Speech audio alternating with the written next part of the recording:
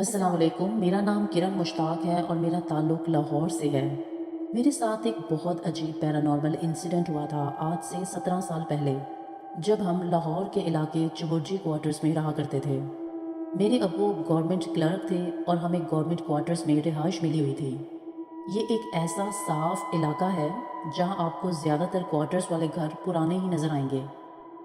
और उस टाइम कई घरों के साथ खाली प्लॉट्स थे, तो कई घरों के साथ पीछे पैलियाँ हुआ करती थीं। अब तो अरसा हो गया वहाँ गए।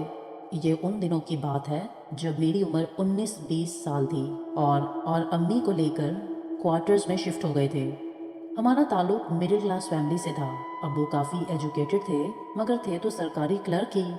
और मेरी अम्मी सीधी सादी सी घर में रहने वाली वो औरत थी जो मोहल्ले के कपड़े सिया करती थी। मेरे दो छोटे भाई थे जिनकी उम्र उस वक्त 16 साल और 14 साल थी। मैं दो भाइयों की इकलौती बहन थी। जब हम उस घर में शिफ्ट हुए तो अब्बू तो सारा दिन गवर्नमेंट महकमे की क्लर्की में मसरूफ़ होते।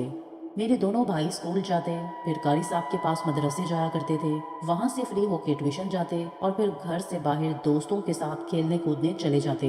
अम्मी अक्सर मना किया करती थी कि सारा दिन के थके हो तो अब आराम कर लो, मगर मजाल है जो उस वक्त भाई सुन लेते। अम्मी सारा दिन सर नीचे करके बस कपड़े ही सी रही होती थी, जिसकी वजह से उनकी गर्दन में और हाथ में भी बहुत दर्द रहने लगा, क्योंकि वो कपड़े की मशीन हाथ से चलाया करती थी। बिल की वजह से मोटर नहीं लगवाई हुई थी। मैं बीए के पहले साल में थी और मुझे शुरू से ही पढ़ने लिखने का बहुत शौक था।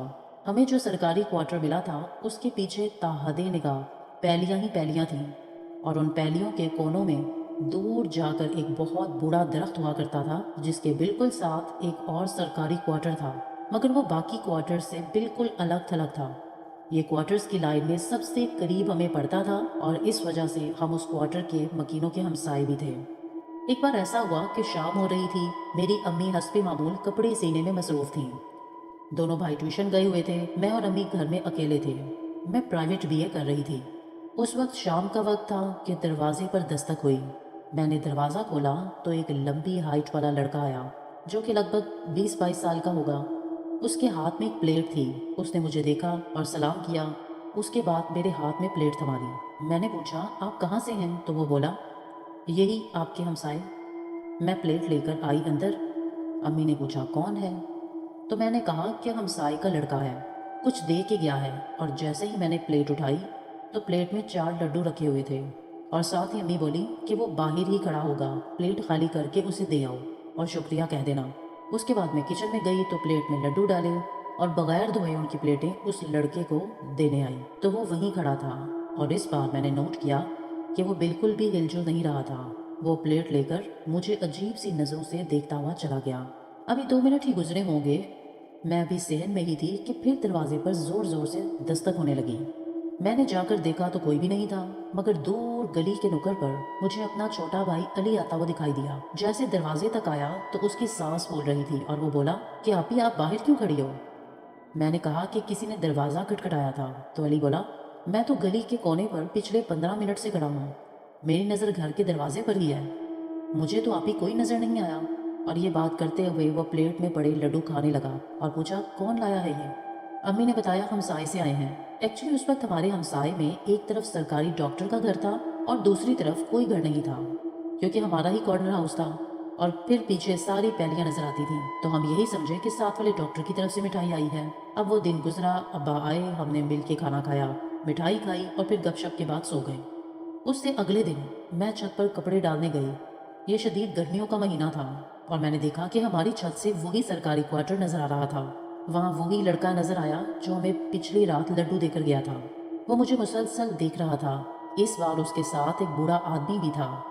वो दोनों आपस में कुछ देर बाद लड़ना शुरू हो गए और फिर उस बूढ़े आदमी ने छत से नीचे पैलियों में छलांग लगा दी। जैसे ही छलांग लगाई तो मेरी चीख निकल गई, क्योंकि वो आदमी जमीन पर गिरा हुआ था और उसके सर से खून बह रहा था। मैं भागती हुई नीचे आई, अम्मी को बताया तो वो फौरन ऊपर जाकर देखने लगी। तो आप यकीन करें कि वहाँ कुछ भी नहीं था। अम्मी ने कहा कि आज के बाद छत पर मत आना, और फिर हम दोनों नीचे आ गए। 2-3 दिन गुजर गए और फिर चौथे दिन एक बूढ़ी औरत शाम के वक्त हमारे दरवाजे पर आई और कहने लगी, जोड़ा सीधेगी तुम्हारी माँ। दरवाज़ा तो मैं ही खोल रही थी, क्योंकि मेरे और अम्मी के अलावा इस वक्त घर में कोई ना होता था और अम्मी की टांगों में दर्द था। तो वो जल्दी से उठ के दरवाज़ा नहीं खोलने जा सकती थी। इस औरत ने एक सफ़ेद रंग का कपड़ा दिया और कहने लगी कि मुझे एक बालिग लड़के का कफन सी दो। मैं तो ये सुन के कपड़ा वहीं फेंककर इतना डर गई कि दरवाज़ा बंद करके अम्मी के पास आई और उनको बताया कि उस औरत ने ये क्या कहा है। अम्मी भी परेशान हो गई और कहने लगी कि अब जो भी शाम के वक्त आया तो मैं ही दरवाज़ा खोलूंगी। मगर उस वक्त जब उन्होंने उठकर दरवाज़ा खोला और जाकर बाहर देखा तो गली में कोई भी नहीं था।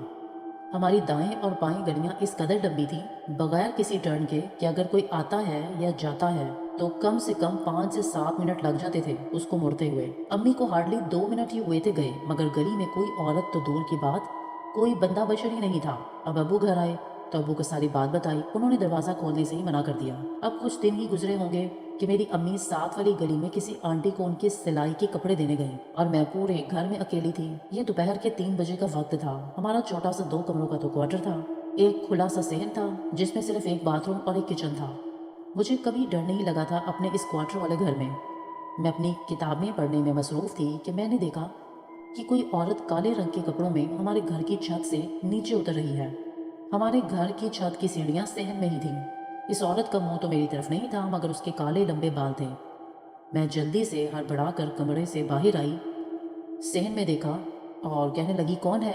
तो वो अब मुसलसल सीढ़ियाँ चढ़ती जा रही थी और उसने बगैर जवाब दिए छत पर जाकर अपने दोनों पाँव को इस तरह से ज़मीन पर मारा कि बहुत भारी कदमों की आवाज़ सी आई, धम धम।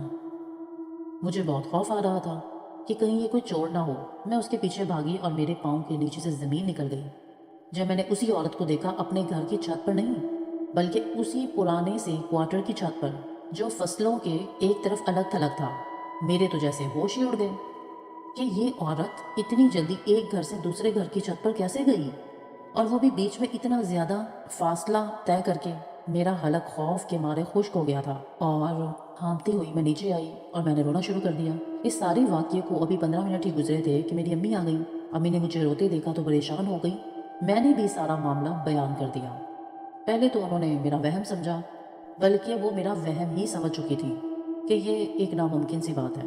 मगर ये मेरा वहम नहीं था, क्योंकि जब उसी रात मैं सहन में अपनी फैमिली के साथ सो रही थी तो मुझे सहन में मौजूद बाथरूम के दरवाजे पर उसी औरत के कुछ बाल गिरे हुए नजर आए, जिनको मैंने वाइपर के डंडे से इधर उधर करके चेक किया और उसके बाद मैंने उसको नाली में फेंक दिया और पानी बहा दिया। मैंने आयतल कुर्सी पढ़ी और खामोशी से अपनी चारपाई पे जाके लेट गई। सुबह आँख खोली, हंसमे मामूल दिन गुजर रहा था। मेरी अम्मी की टांगों में शदीद दर्द रहने लगा। मतलब ये दर्द ऐसा था जो अचानक तेज़ हो गया था। उसी रात को हम सब सहन में सो रहे थे कि आधी रात को अम्मी चीख मारती उठी। हम सब भी डर गए थे, उठ गए तो अम्मी ने बताया कि आधी रात को मेरी आँख खुली। मैं दूसरी तरफ करवट लेकर सोने लगी थी कि मुझे एक बहुत बड़ा सायानुमा आदमी नजर आया जो बहुत भयानक शक्ल का था। वो हमारे सहन में लगे अमरूद के दरख्त के पास खड़ा था और उसका कद इतना लंबा था कि छत को छू रहा था। उसकी आंखों से आग निकल रही थी और ये सब बताते हुए अम्मी बुरी तरह से कपकपा रही थी। अबू ने दम किया और उसके बाद मुझे और अम्मी को उन्होंने ताकीद की कि हम दोनों अंदर कमरे में ही सोया करें। उस वाक़ये के बाद अम्मी की टांगों में दर्द ही दर्द रहने लगा। कभी कहती कि ऐसा लगता है जैसे कोई मेरी टांगों के ऊपर बैठ गया है, बहुत भार महसूस करती हूँ। अब इस वाक़ये के बाद एक दिन मैं गुस्ल करने गई तो मैंने देखा कि जैसे कोई मुझे देख रहा है। हमारे वॉशरूम में छोटा सा रोशनदान था और उससे सिर्फ वही सहन में लगा अमरूदों का दरख्त नजर आता था। मैंने उसे मुकम्मल किया, कपड़े पहने, अभी बाल बांध ही रही थी कि मेरी नज़र रोशनदान से बाहर पड़ी तो मेरे होश उड़ गए, क्योंकि दरख्त के पास वही लंबे कद का हैबतनाक आदमी खड़ा था जिसको अम्मी ने पिछली रात देखा था। मैंने बाथरूम के लोहे के दरवाजे की कुंडी खोली और सीधा कमरे की तरफ भागी बगैर पीछे मुड़े। अंदर आई तो मेरा सबसे छोटा भाई फुल आवाज़ में टीवी देख रहा था और अम्मी उसके पास बैठी फ़ोन पर किसी से बात कर रही थी। मैंने अम्मी को फिर सब कुछ बताया कि इतने में हमारे घर की लाइट चली गई। ये मगरिब का वक्त था। हम गरीब लोग थे, घर में यूपीएस तो दूर की बात, एक मोमबत्ती तक नहीं थी। मेरा भाई अली फ़ौरन करियाना स्टोर से मोमबत्तियाँ लेने के लिए भागा और फिर अम्मी और मैं पूरे क्वार्टर में अकेले थे और अंधेरे में चारपाई पर बैठे थे। इतने में हमारा पूरा घर अगरबत्तियों की खुशबुओं से भर गया। मुझे और अम्मी को वहशत सी हो रही थी। थोड़ी देर बाद अली मोमबत्तियाँ लेके आया। अम्मी दरवाज़ा खोलने गई। मैं अंधेरे में अकेली थी तो मुझे ऐसा महसूस हुआ जैसे किसी ने मेरा हाथ ज़ोर से पकड़ा है और मेरे गीले बालों को ज़ोर से खींचा भी है। मैं आयतल कुर्सी पढ़ते हुए बाहर को भागी और रोने लगी, क्योंकि दरवाज़ा खुद ब खुद कमरे का बंद हो गया था जहाँ मैं थी। اور میں نے بہت کوشش کی مگر وہ دروازہ کھل ہی نہیں رہا تھا، اور پھر مجھے اپنے پیچھے آگ کی تپش محسوس ہوئی جس کی وجہ سے ہلکی ہلکی سی روشنی پورے کمرے میں ہو گئی تھی۔ میں نے جب پیچھے مڑ کر دیکھا تو وہی کالے سیاہ رنگ کے لباس میں کالے سیاہ رنگ کا آدمی تھا جس کی آنکھوں کے اندر آگ کے دیے جل رہے تھے، اور وہ میرے اتنا قریب کھڑا تھا کہ مجھے اس کے وجود کا پورا احساس ہو رہا تھا، اور وہ میرے کانوں کے پاس آ کر گرائے جا رہا تھا، اور مجھے صرف اتنی آواز آئی، لے جاؤں گا۔ اس کے بعد لائٹ آ گئی اور میرا چیخیں مار مار کے برا حال۔ جب امی کی طرف بھاگی تو وہ پریشان ہو گئی۔ میں نے پوچھا علی کہاں ہے؟ وہ کہنے لگی کہ علی تو نہیں تھا، ہمسائے سے کوئی عورت ہی کپڑے لینے آئی تھی، مگر مجھے تو نہ دروازہ بند کرنے کی آواز آئی اور نہ تیرے رونے کی۔ یہ سن کے میں زمین پر گر گئی۔ جب ہوش آیا تو ابو اور امی میرے پاس کمرے میں کھڑے تھے اپنے خاندانی پیر کے ساتھ، اور انہوں نے مجھے دیکھتے ہی کہہ دیا تھا کہ آپ جتنی جلدی ہو سکے یہ کوارٹر چھوڑ دیں، کیونکہ آپ کی جوان بیٹی پر ایک جن زیادہ عاشق ہو گیا ہے، اور آپ کے پیچھے جو ویران سا بند کوارٹر ہے وہاں وہ اپنے پورے کنبے کے ساتھ رہتا ہے، وہی آپ کو مٹھائی دے کے گیا۔ اس کی ماں آپ کے گھر دیکھی گئی جس کے بال آپ نے ضائع کر کے نالی میں بہا دیے تھے، اور آپ کی بیٹی نے چھت سے جس آدمی کو چھلانگ لگاتے دیکھا تھا وہ سب کے سب جنات ہیں، اور آپ کے امرود کے درخت کے پاس بھی وہی جن کھڑا تھا، وہ آپ کے ہمسائے بھی ہیں۔ اگر آپ اپنی بیٹی کو یہاں سے لے کر نہ گئے تو وہ جن اس کو اپنے ساتھ لے کر جائے گا اپنی دنیا میں۔ ابو تو سر پکڑ کے بیٹھ گئے۔ انہوں نے کہا کہ میری بیٹی تو گھر سے نکلتی نہیں تو یہ اس کے پیچھے کیوں پڑا ہے؟ تو پھر پیر صاحب نے کہا شدید گرمی میں دوپہر کے وقت جب آپ کی بیٹی چھت پر گئی تھی اور اپنا گندگی والا خون آلود کپڑا کوارٹر کے پیچھے کوڑے سے بھرے خالی پلاٹ میں پھینکا، یہ جن اس خون کی خوشبو سونگتا ہوا آپ کی بیٹی پر عاشق ہو گیا۔ یہ اس نے بہت بڑی غلطی کی ہے۔ اور پھر مجھے اپنی غلطی کا شدت سے احساس ہوا۔ اس واقعے کے بعد میری حالت خراب ہونا شروع ہوئی اور مجھے الٹی آ گئی پیر صاحب کے سامنے ہی، اور اس الٹی میں میرے منہ سے ایک لوہے کی پتری نکلی جس پر لکھا تھا جاوید، اور پیر صاحب نے آنکھیں بند کر کے پھر کچھ پڑھنا شروع کیا، اور پھر آنکھیں کھول کر کہا کہ اس جن کا نام جاوید ہی ہے۔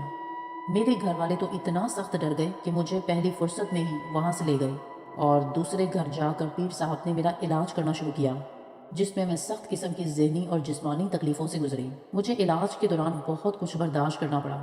میرا پورا جسم دانوں سے بھر گیا، خروشوں کے نشان پڑتے تھے، پیٹ میں ہر مہینے ماہواری کے وقت شدید تکلیف ہوتی۔ میں خواب میں بری طرح ڈرنے لگی۔ وہی بھیانک چہرہ خواب میں کیا میں تو حقیقت میں دیکھ رہی تھی۔ میرا 3 مہینے پیر صاحب نے علاج کیا اور پھر جا کر زندگی کی طرف واپس دوبارہ لوٹی، اور ایسا برا سبق حاصل ہوا کہ اب میں وہ چیز استعمال کرنے کے بعد اچھی طرح کاغذ میں ڈال کے اور پھر شاپنگ بیگ میں پیک کر کے ویسٹ کرتی ہوں۔ اب اس واقعے کو کافی عرصہ گزر چکا ہے، میری شادی ہو چکی ہے اور میں اپنے بچوں اور خاوند کے ساتھ بیرون ملک رہتی ہوں۔ اللہ کا شکر ہے کہ اس کے بعد ایسا کوئی واقعہ نہیں ہوا۔ میں اپنا واقعہ اس لیے شیئر کر رہی تھی کہ آج کل کی لڑکیاں میری والی غلطی کبھی نہ کریں۔